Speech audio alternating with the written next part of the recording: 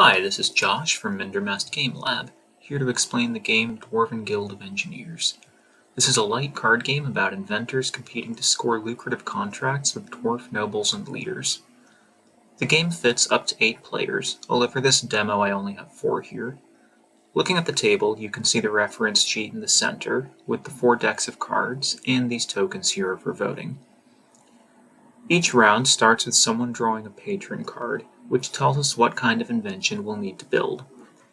It doesn't matter who draws the card, everyone plays and votes in every round. So we flip this card and we see the request is, make me something to keep behemoth worms out of my land. Now I need to look at the cards in my hand and see what would be the best thing I could make to fit that request. You can see I have 6 cards here, 3 bases and 3 modifiers. To make my invention, I need to combine one of each. You can also see that each card has a different color on it. If my base and modifier are the same color, like if I wanted to build a flaming staircase, that would represent that invention working especially well and would give me a bonus when we get to the voting phase. But I think I can make a better sales pitch with flaming topiary, so that's what I put down. Once everyone has played their invention, we all turn our cards face up, and then everyone takes turns describing their inventions.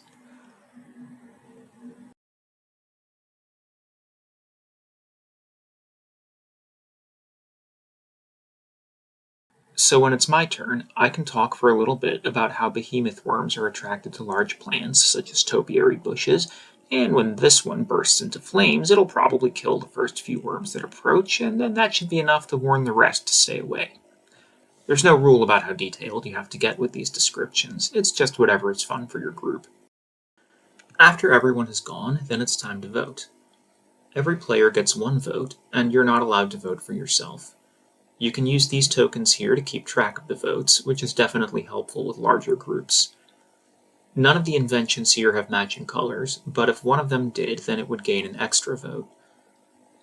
Once everyone has voted, whoever has the most takes the patron card to represent that they won this round, and then we all discard our inventions and draw new cards, so we're back up to 3 bases and 3 mods.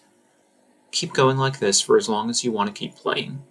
I recommend 8 to 10 rounds, but there's no reason you can't change that if you want a shorter or longer game. One other thing I want to mention real quick is the goblin cards. This is completely optional, and adds some extra ways that you can give yourself an advantage or give someone else a disadvantage. If you are playing with goblin cards, then everyone starts the game with 1, and whoever has the fewest votes at the end of a round draws 1 more. So let's say someone else got these votes and I came in last for that round with the behemoth worms, I would draw 1 goblin card that I could use in the future. Now with goblins, depending on what your specific card does, there are different times when you can use them. That's printed at the top of the card. You can see with this one I'm allowed to use it before I draw new cards at the end of the round, and it gives me a little more control over what new card I'm getting instead of it being completely random. Other ones have other effects, like letting you steal cards from other players or move votes around.